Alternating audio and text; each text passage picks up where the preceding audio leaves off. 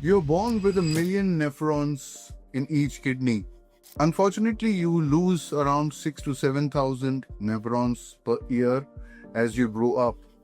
And by the time you're around 65, 70 years of age, you've lost almost 48% of your filtering units normally and naturally without any disease cause as such. You see, when there is an increase in the creatinine levels in the report, it is already too late. In most cases, when you see that there is a slight increase in your creatinine levels, which is around 1.2, 1.5, 2, you've already lost more than 50% of your functional units in the kidney. And that is what we call as the lag effect or the compensatory mechanism. It takes a lot of effort, a lot of abuse to kill your kidney cells. And the best way to ensure that you are not too late, you must, I believe, go for at least 2 tests to ensure early detection of kidney damage. And these 2 tests are routine urine for ACR, that is albumin creatinine ratio, and cystatin C based EGFR. These are 2 specific tests that warn you of early damage, and also make sure that you diagnose yourself at a stage where it is completely reversible. Now look at your kidneys. These functional units filter your blood every minute. What you call as GFR or glomerular filtration rate is the rate at which your kidney filters your blood, which is about 1000 ml per minute. Now imagine if you had a GFR of 100, you would have been filtering 1000 ml of blood per minute, or maybe 1100 or 1200 ml of blood per minute. And the moment you look at your reports and your GFR is down to, let's say, 40, 20, 15, you're looking at a very compromised renal function, where your kidneys should have been filtering 1000 milliliter of blood per minute. Right now, if your GFR is at 25%, it's filtering only 250 ml per minute. What that means is there is very low rate of filtration of the blood. It leads to accumulation of toxins in the blood, in the body, in the form of urea, creatinine, uric acid, and other metabolites. It also disturbs your electrolytes, it disturbs your hemoglobin production, and a lot of other things. We do not realize, but we keep on abusing our kidneys, and we make sure that we are injuring them by our diet and lifestyle every day, as these functional units are working 24/7 for us. But due to our diet, lifestyle, stress, diseases, and other causes, we are killing those cells, those filtering units, slowly every day. What causes CKD?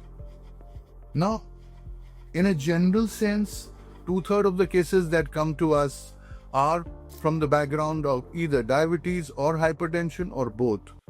These are the 2 leading causes of CKD. But then there are other causes as well, like polycystic kidney disease, or glomerular nephritis, or perhaps nephrotic syndrome, IgA nephropathy, lupus. Also, urinary tract infections, recurrent urinary tract infections, blockages in the urine passage, and abuse of painkillers and antibiotics. There are many reasons why your kidneys get hurt and they result in chronic kidney disease. I would give you a simple example of some common medicines that we have that are making your creatinine rise. Most of them result, you look at non-steroidal anti-inflammatory drugs like naproxen or ibuprofen. You look at a very commonly taken antacid called omeprazole. That results in increase in creatinine.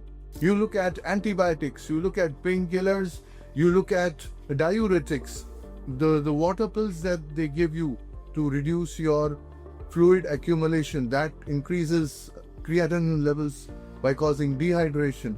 Then there are a lot of standard antihypertensive medications that increase creatinine levels. So the next time when the doctor prescribes you medication, please ask him or her whether these medicines will increase my creatinine levels or not, and you have to be careful there. When it comes to CKD, I always tell all my patients that it is reversible. Yes, CKD is reversible provided you take care of a lot of things that go into contributing your CKD. Alright? How does CKD develop? What happens inside you is very important for you to know, so that you can reverse the damage and you can take proactive steps in making sure that your CKD results improve. There are basic contributors to CKD. The number one is chronic inflammation. Then there is oxidative stress. There is microvascular circulation problems. Then a lot of people do not look at the levels of stress that go in contributing to CKD. Sleep disturbances, of course your diet. So all these things make CKD. And to reverse CKD, you have to take care of all these factors. In this video, I will be discussing about what can you do at your personal level apart from what your nephrologist prescribes you that can help you reverse CKD and improve its outcomes. Hello, this is Dr. Siddharth Mishra and I am the founder of Reversal Clinic.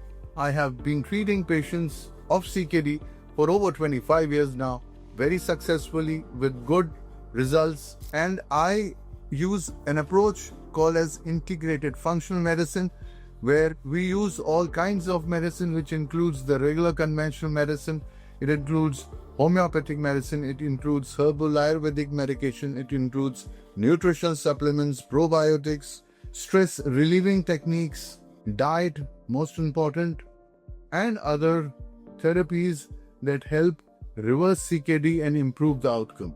Let us discuss what can you do at home at your own level to improve your CKD outcome. What can you do to reduce your urea and creatinine levels at home at your own level? And apart from medication, do something to make sure that your kidneys do not fail.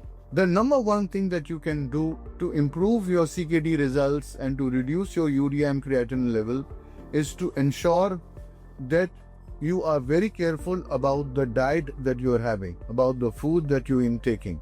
Your diet contributes to either a better outcome of your kidney results or injury to your nephrons. You can either save your nephrons or you can kill them by the food that you eat.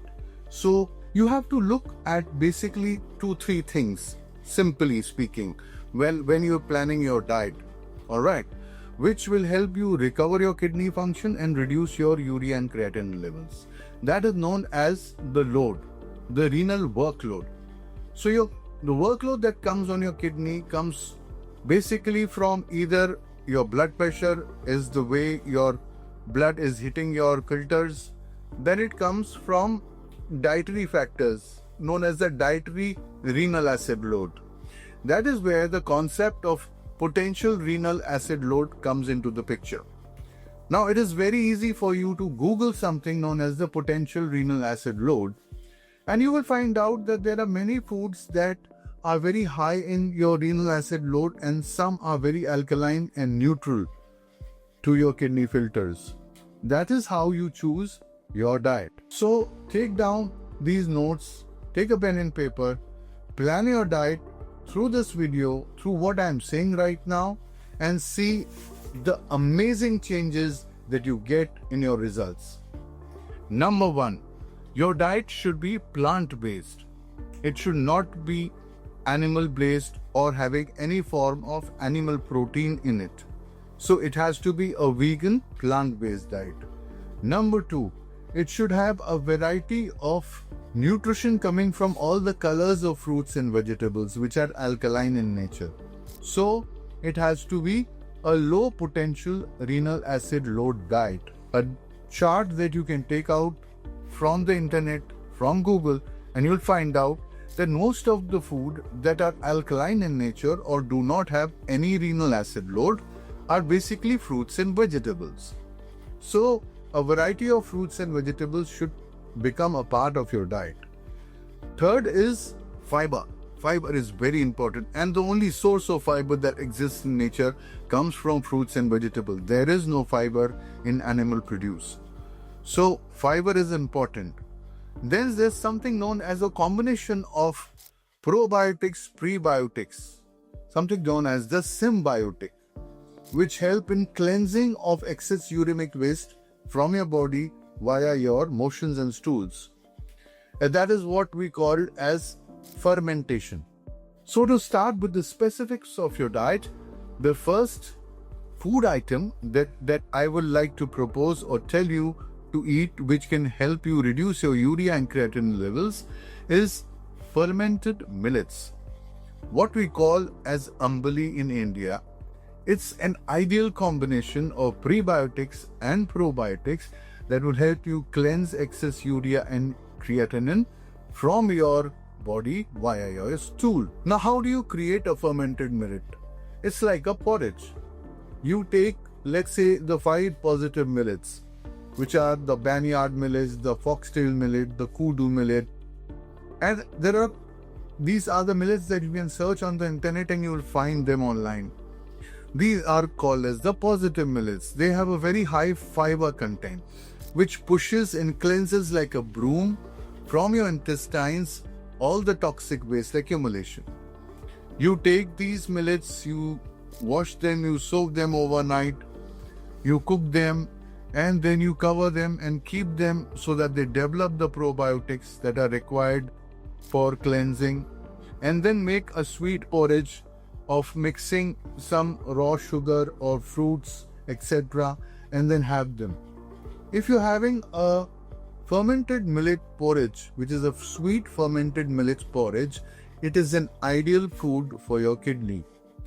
Number one, it doesn't contain salt, so you're taking care of fluid retention and blood pressure. Number two, it contains probiotic, which develop with fermentation. Number three, contains fiber that cleanses uremic waste. And millets are alkaline in nature or neutral in nature, so they don't add to the renal acid load. So number one, the ideal food that I will recommend for all patients with chronic kidney disease is have fermented sweet millet porridge, which is a fruit pudding, at least once a day. If you really want to get well very soon, just have it twice a day or thrice a day. Depending on cases, we can allow you the number of times that you can have it. Number two is having specific food items or drinks that are natural diuretics for CKD. Now, as you know and you are aware that in most cases of CKD, there is fluid retention or accumulation in the body. And for this swelling or whatever happens inside the body, the doctor will give you a diuretic, a loop diuretic, like a Ditor or a Lasix. Unfortunately, this does increase in creatinine level, though it does help in reducing the swelling. But if you could help with food and use something that is a natural diuretic, will help your urine production, especially in those cases where the urine production is going down. I will recommend at least 4 or 5 drinks that are very good and effective natural diuretics, and they also help in improving kidney function. The first of them is barley water. Now, barley can be soaked overnight, cleaned up, and then it can be cooked so that you can reduce the quantity of water, and then you can sieve it and have that water at least 50 to 100 ml per day. It is a very effective drink for CKD. The second that is very effective is corn silk tea. You can use corn silk that is available online or in the farm. Put it in water, boil it, strain it, and drink it as a corn silk tea. The third one is sting nettle tea. That is very effective as a natural diuretic and is specific for CKD. You can make a sting nettle tea. You can also make dandelion tea. You can make hibiscus tea. These all 3 teas are very effective in CKD and act as natural diuretics. Then something that we regularly use in our homes is ginger. You make a ginger honey lemon tea.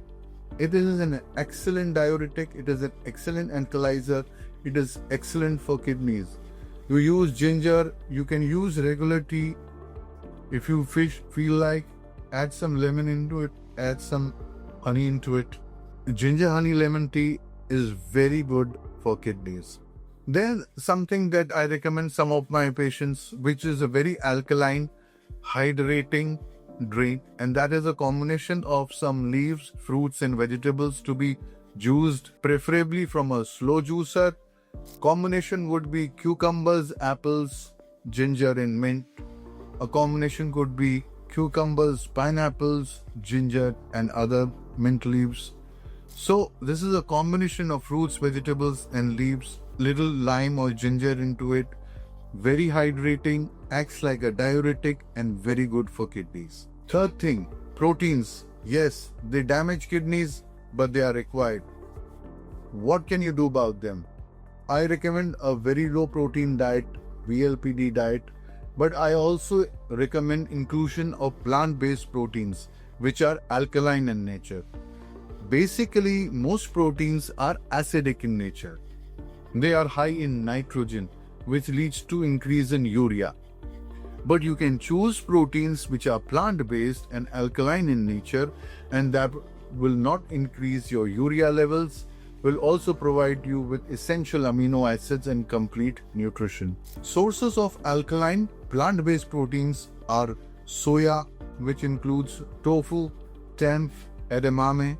Come to pumpkin seeds, flax seeds, chia seeds. Come to sprouted legumes, which includes mung bean sprouts. They are very good.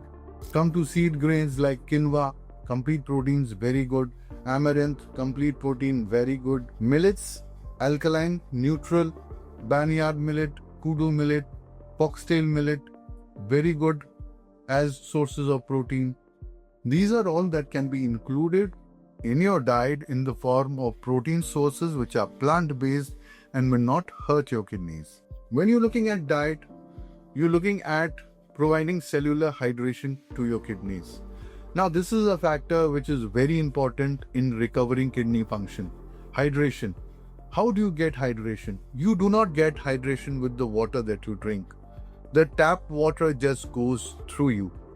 It does nothing to improve kidney function. In fact, if you're having more than what is required, it will actually hurt kidneys and act as a load on the kidneys. What I'm trying to tell you by cellular hydration is having something that actually hydrates your cells, which stays in the cells and improves their hydration levels. That is not tap water. That is natural water that exists in fruits and vegetables that we eat. Take for example cucumber, watermelon. These are fruits and vegetables that have maximum amount of water, and this is the kind of water that your cells require to get hydrated. So if you are taking care of the dehydration aspect that causes kidney damage, then hydration from fruits and vegetables is ideal for improving kidney function. Include as much amount of allowed low potassium fruits and vegetables as possible so that you take care of the cellular hydration through your diet. There are other factors apart from diet that I will also like to cover in this video, and that includes stress and sleep and your lifestyle. It is a proven fact that oxidation, stress and inflammation is directly linked to the state of your mind. If you are under stress, there will be inflammation in the body, there will be oxidative stress in the body. That is the number one reason for kidney damage. So you will have to include certain meditative techniques, certain breathing techniques that can help you relax and decrease your stress levels. This will greatly improve the outcome of CKD and is contributing into amazing outcomes that I see on a daily basis with my patients. Take for example a technique that I tell my patients to do is known as Brahmi Pranaya. It actually is proven to increase nitric oxide levels that dilate your blood vessels and improve microcirculation. So important for kidney improvement and repair of nephrons. Sleep, a very important and much not looked at factor when it comes to CKD. Melatonin as a supplement is specific for improving sleep cycles and also helping in kidney function. You can try that. Apart from the diet, the meditation aspect, the sleep, whatever you can do, you should do. And if you need my help, I can help you with everything that you require. I can make a diet plan for you. I can make a lifestyle plan for you. I can help you with medication as well. This is one part of CKD treatment that you'll be doing at home. You'll be improving your diet, your lifestyle, and other factors. But of course, you will have to be very careful about your medication as well that your nephrologist gives you. If you have not consulted a nephrologist, the moment you see there is an increase in your urea and creatinine levels, please go and consult a nephrologist. It is very important. There are certain basic medicines that are required and you cannot do without them. For example, something which is very common to kidney failure patients is metabolic acidosis. There is an increase in acid levels in the body and you cannot do away without sodium bicarbonate. You will require sodium bicarbonate to counteract metabolic acidosis. There are certain cases, I would say, where there are hemoglobin that goes down, which is called as the anemia of CKD. You cannot do without an EPO, erythropoietin or a darbepoetin injection or a desidustat tablet. You will have to take those medicines to boost blood production in the body. Then there are other medications like hypertension. If your blood pressure is more than normal, you have to get it to normal because that is the number one killer of kidney cells. Any blood pressure which is higher than normal will damage the filters. So you have to take care of the basic medication. Then there are other factors like phosphorus increase. You need a phosphorus binder for that.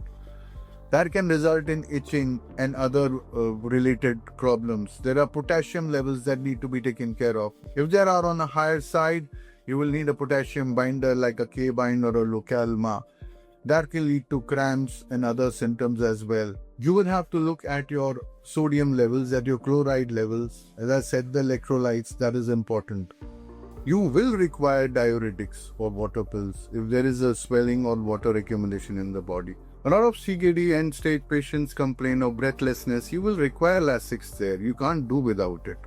So do not compromise on the conventional system of medicine which is required and important for CKD. You will require antioxidants.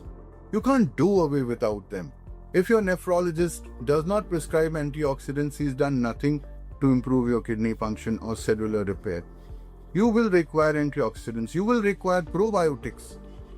If your nephrologist has not written you probiotics or prebiotics, you can never decrease your urea and creatinine levels effectively. You will require detox probiotics to reduce your urea and creatinine levels. So, the basic medication is important and required to recover your kidney function, to prevent progressive decline of kidney function, save your kidneys, and also reverse the damage. There has to be a comprehensive approach, an integrated functional approach to recovering CKD. It is possible. What you need to do there, looking at this video, is send me the reports. Send me your latest KFT reports. Send me your ultrasound report. Send me your prescription or medication list that you are having right now. Let's go through it. Let's work together. I will see your reports. I will see your prescription medication list. I will be advising you on what is right and what is wrong in your current prescription. I will be advising you the strategies of how to recover. I can help you with diet plan. I can plan it for you.